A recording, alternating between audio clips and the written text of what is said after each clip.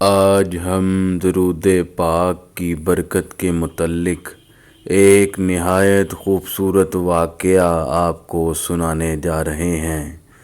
واقعہ کچھ یوں ہے۔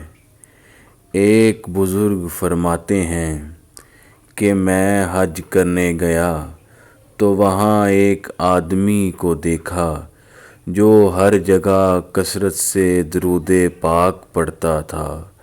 حرم شریف میں دیکھا، طواف کرتے دیکھا، منا میں دیکھا، عرفات میں دیکھا تو قدم اٹھاتا ہے تو درود پاک پڑھتا ہے، قدم رکھتا ہے تو درود پاک پڑھتا ہے۔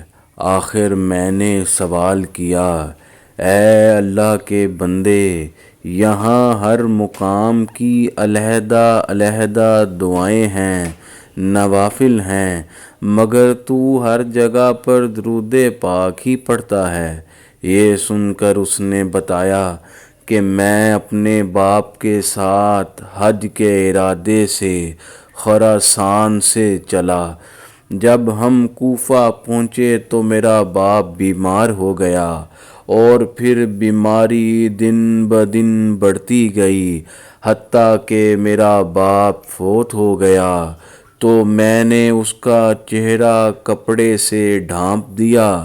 تھوڑی دیر بعد جب میں نے اپنے باپ کے چہرے سے کپڑا اٹھایا تو دیکھا میرے باپ کا چہرہ گدھے جیسا ہو گیا ہے۔ میں بہت گھبرایا، پریشان ہوا، بہت تشویش لاحق ہوئی کہ میں کسی کو کیا کہہ سکتا ہوں کہ تجہیز و تکفین میں میری اعانت کرو۔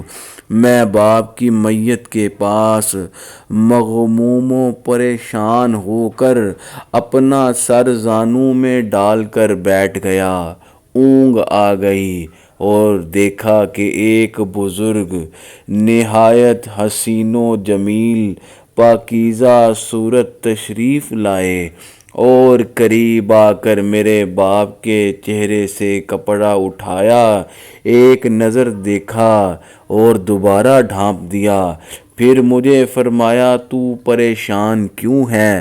میں نے عرض کی، میں پریشان کیوں نہ ہوں کہ میرے باپ کا یہ حال ہے۔ فرمایا، تجھے بشارت ہو کہ اللہ نے تیرے باپ پر فضل و کرم کر دیا ہے۔ اور کپڑا ہٹا کر مجھے دکھایا۔ میں نے دیکھا تو میرے باپ کا چہرہ بالکل ٹھیک ہو گیا تھا اور 14ویں رات کے چاند کی طرح چمک رہا تھا۔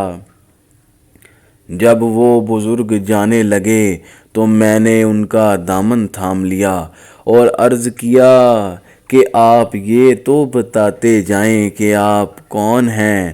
آپ کا تشریف لانا ہمارے لیے باعث برکت و رحمت ہوا۔ آپ نے میری بے کسی میں مجھ پر رحم فرمایا۔ یہ سن کر فرمایا، میں وہی شفیع مجرماں ہوں، میں ہی گناہ گار کا سہارا ہوں۔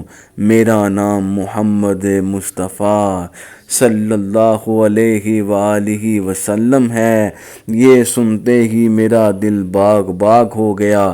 پھر میں نے عرض کیا، یا رسول اللہ صلی اللہ علیہ وآلہ وسلم، خدا کے لیے یہ تو فرمائیے کہ میرے باپ کا چہرہ کیوں تبدیل ہو گیا تھا؟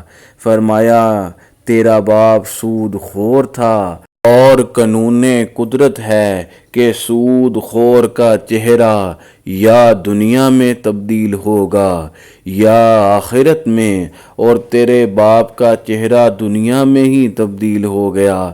لیکن تیرے باپ کی یہ عادت تھی کہ وہ کثرت سے مجھ پر درود پڑھا کرتا تھا۔ جب اس کی یہ حالت ہوئی تو اس نے مجھ سے فریاد کی اور میں ہر اس شخص کا فریاد رس ہوں جو مجھ پر درود پاک کی کثرت کرے۔ جب صبح ہوئی تو اس شخص نے دیکھا کہ لوگ چاروں طرف سے جوک در جوک آ رہے ہیں۔ وہ حیران تھا کہ ان کو کس نے خبر دی۔ اس نے ان لوگوں سے پوچھا کہ تمہیں کیسے پتہ چلا؟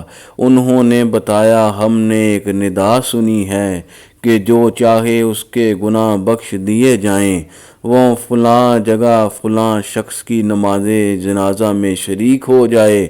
پھر نہایت ہی احتیاط سے تجہیز و تکفین کی گئی اور بڑی عزت و شان کے ساتھ نماز جنازہ پڑھ کر دفن کر دیا گیا۔